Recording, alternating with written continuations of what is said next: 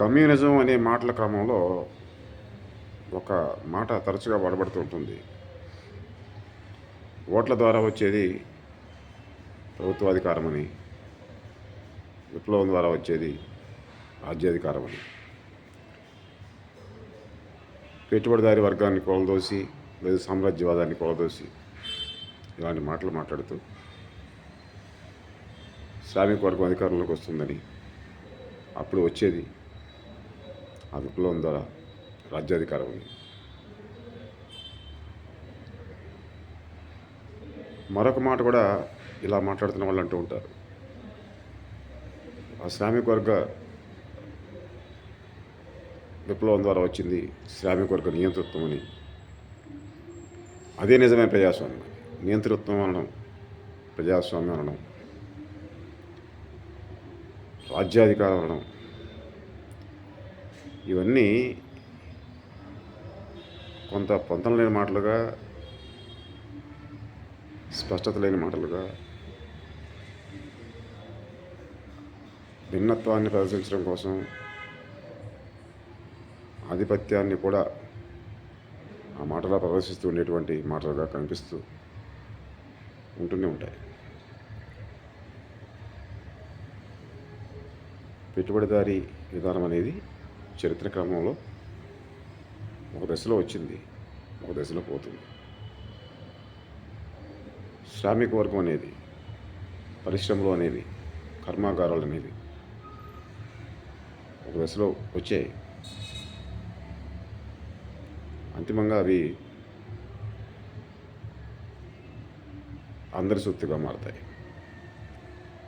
ఉత్పత్తి చేసే పరిశ్రమ, ఆ ఉత్పత్తిలో భాగమైనటువంటి శ్రమజీవి, శ్రామికుడు. కర్మాగారం లేకపోతే, పరిశ్రమ లేకపోతే శ్రమజీవికి, శ్రామికుడికి పని ఉండదు. శ్రామికుడు లేకపోతే ఆ కర్మాగారంలో ఆ యంత్రాలపై లేదా ఆ వస్తువులపై పనిచేసేవారు ఉండరు. ఇది అవినాభావం. శ్రమ చేసుకుని జీవించేటువంటి వచ్చిన ఉత్పత్తిని అందరూ పంచుకునేటువంటి ఈ ఉద్దేశంతో సారాంశం పూర్వకంగా ఉంటుంది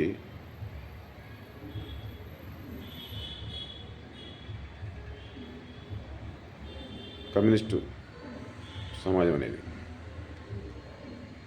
తర్కం లోపించిన దగ్గర, రకరకాల మాటలు మాట్లాడుతూ వచ్చిన దగ్గర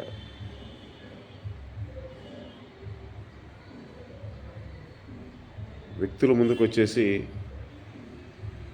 మార్క్స్ భక్తులు, లెనిన్ భక్తులు, మావో భక్తులు ఇలా మారిపోయిన దగ్గర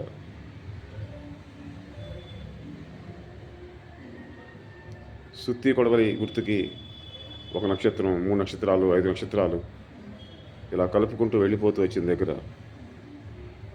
మూలాన్ని వదిలేసిన దగ్గర, తర్కాన్ని వదిలేసిన దగ్గర వచ్చిన సమస్య ఇది.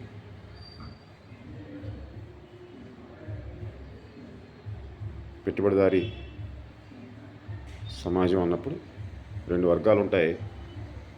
అవి చరిత్ర క్రమంలో సహజంగా ఆవిర్భవించినవి, ఎవరో తెచ్చిపెట్టినవి కాదు, కృత్రిమంగా. పెట్టుబడిదారుడు ఉంటాడు, శ్రామికుడు ఉంటాడు. పెట్టుబడి ద్వారా నిర్మించినటువంటి యంత్రాంగం మీద శ్రమజీవి, శ్రామికుడు పనిచేస్తూ తను చేసిన శ్రమకు సంబంధించినటువంటి వేతనంగానో జీతంగానో ఏ మేరకు నిర్ణయించబడుతుందో ఆ మేరకు తీసుకుంటూ ఉంటాడు.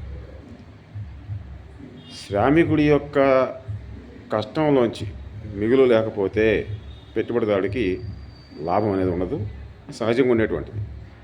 ఈ క్రమంలోనే వచ్చే ప్రశ్న, అందరం పని చేసుకుని అందరం బతుకుదాం, అందరం ఉత్పత్తి చేసుకుందాం, అందరం పంపిణీ చేసుకుందాం, సమానంగా ఆర్థిక అంశాలని ఉంచుకుందాం, ఆర్థిక సమానత్వాన్ని సాధించుకుందాం, ఒకరు తన దగ్గర ఉన్నటువంటి డబ్బుని, సహజంగా మనిషికి, ఒక మనిషితో పోలిస్తే మరో మనిషికి ఏ అవయవాలు అయితే వచ్చాయో, ఏదైతే వచ్చిందో శారీరకంగా, అంతకు మించినటువంటి ప్రత్యేకతలో డబ్బును చూపించి, నా దగ్గర డబ్బు ఉంది కనుక, పెట్టుబడి ఉంది కనుక నువ్వు నాకెంత పనిచేయాలి అనేది సహజమైన ప్రక్రియ కాదు. మనుషులందరూ సమానమే. డబ్బు పోగుబడింది కనుక నువ్వు ఎక్కువ నేను తక్కువ, నువ్వు పని చేయాలి నేను పని చేయించాలి, ఇలాంటి ధోరణి రావడం కరెక్ట్ కాదు. అనుకున్న క్రమంలో ఆర్థిక సమానత్వం అనేది ఒక భావనగా వచ్చింది. అది పెట్టుబడిదారీ విధానం పోయి అందరూ శ్రమ చేసుకుని ఆ ఉత్పత్తిని అందరూ పంచుకునేటువంటి, సమానంగా చేసుకునేటువంటి ఉత్పత్తి పంపిణీ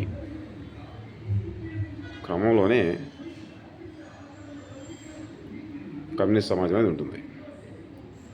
అక్కడ ఆధిపత్యం ఉండదు, అక్కడ అధికారం అనేది ఉండదు. ఓట్లతో వచ్చేది ప్రభుత్వాధికారం, విప్లవంతో వచ్చేది రాజ్యాధికారం అన్న మాట అర్థం లేనిది. ప్రజాస్వామ్యం అనే దానిలో నిజానికి నిర్వాహకులు మాత్రమే ఉంటారు, వ్యవహారాలు నిర్వహించేవారు. అధికారం, ఆధిపత్యం అనే మాట ఉండదు. అందుకే నేను చెప్పేది ఏమంటే, నిజమైన ప్రజాస్వామ్యం అనేది కమ్యూనిస్ట్ సమాజం. అక్కడ నిర్వాహకులు మాత్రమే ఉంటారు, అధికారం ఉండదు, ఆధిపత్యం ఉండదు. రాజ్యాధికారం ఉంటుంది అనే మాట తర్కం లేని మాట. గతితార్కిక భౌతికవాదం అనేది కమ్యూనిస్ట్ శాశ్వతానికి ప్రాథమికమైనటువంటి తర్కమైనటువంటి కేంద్రం. ఆ తర్కాన్ని వదిలిపెట్టి, ఆ గతితార్కిక భౌతికవాద మార్గాన్ని వదిలిపెట్టి మాట్లాడేటువంటి మాట రాజ్యాధికారం అనే మాట. ప్రభుత్వాధికారం వేరు, రాజ్యాధికారం వేరు అని మాట్లాడటం ఒకటైతే, అధికారం ఉంటుంది శ్రామిక సాధ్యంలో, కమ్యూనిస్ట్ సమాజంలో అనేటువంటిది మరొక మాట. ఇది సరైనది కాదు. నిజమైన ప్రజాస్వామ్యం కమ్యూనిస్ట్ సమాజం. అక్కడ అధికారం ఉండదు, నిర్వాహకులు మాత్రమే ఉంటారు, ఆధిపత్యం ఉండదు, ఒకరి వద్ద అదనంగా పోగుబడే సంపద ఉండదు. ఇది అర్థశాస్త్రంగా తత్వశాస్త్రం నుంచి విడిపడిన తర్వాత, అర్థశాస్త్ర పరిణామ క్రమంలో డిమాండ్ సప్లై ఆర్థిక సూత్రం ముందుకు వచ్చిన తర్వాత, కార్ల్ మార్క్స్ కాలం నాటికి అనంతరం ఆ కమ్యూనిస్టు సారస్వతాన్ని కార్ల్ మార్క్స్ మరియు ఆ కమ్యూనిస్ట్ లీగ్ అనేటువంటి సంస్థ సంబంధించినటువంటి యంత్రాంగం సృష్టిస్తూ వచ్చిన తర్వాత వచ్చినటువంటి మాటలు సోషలిస్టు, కమ్యూనిస్టు అని రెండు ఆర్థిక సూత్రాలు అక్కడ వచ్చాయి. ఆర్థిక సూత్రాలు కూడా తర్కబద్ధంగా పరిపూర్ణం కాకపోవడం కారణంగా నేను ఒక సూత్రాన్ని పఠించడం జరిగింది నా కమ్యూనిస్ట్ రెవల్యూషన్ అనేటువంటి తెలుగులో ప్రచురించబడ్డ పుస్తకంలో. అదే, ప్రతి ఒక్కరి నుంచి సమాజ అవసరం మేరకు, ప్రతి ఒక్కరికి వ్యక్తిగత అవసరం మేరకు, అంటే ప్రతి ఒక్కరికి వ్యక్తిగత అవసరం మేరకు అంటే పంపిణీకి సంబంధించి, ప్రతి ఒక్కరి నుంచి సమాజ అవసరం మేరకు అంటే ఉత్పత్తికి సంబంధించి, సమాజానికి ఎంత అవసరమో ఉత్పత్తి చూసుకోవడం, దానికి ఎన్ని పని గంటలు రోజుకి చేయాలో ఒక మనిషి లెక్క వేసుకోవడం, ఆ మేరకు ఆ వ్యక్తితోటి అన్ని పని గంటలు చేయించడం, ఆ వచ్చిన ఉత్పత్తిని సమాజంలో ఉన్న వారందరికీ వారి అవసరాల మేరకు పంపిణీ చేయడం. దీనిలో మిగులు ఉండదు సంపద. మిగులు ఎప్పుడైతే సంపద ఉండదో ఆధిపత్యం ఉండదు, ఆర్థిక అసమానత్వం ఉండదు, అధికారం ఉండదు, పెత్తనం ఉండదు. ఇది తర్కం. అందుకే నా పుస్తకంలో చెప్పాను, నాది అత్యుత్తమ పుస్తకం ఇప్పుడు దాకా వచ్చేటువంటి వాటిలో అని. నా ప్రకటనలో భిన్నాభిప్రాయం ఉంటే ప్రకటనతో ఖండించమని కూడా చెప్పాను రాతపూర్వకంగా, చరిత్రలో నిలిచిపోవాలని చెప్పి. అంతిమంగా నేను చెప్పే మాట ఏంటంటే, ఓట్లతో ప్రభుత్వాధికారం వస్తుంది, విప్లవంతో రాజ్యాధికారం వస్తుంది, ఈ మాటలు వ్యర్థపు మాటలు, తర్కాన్ని వదిలేసిన మాటలు.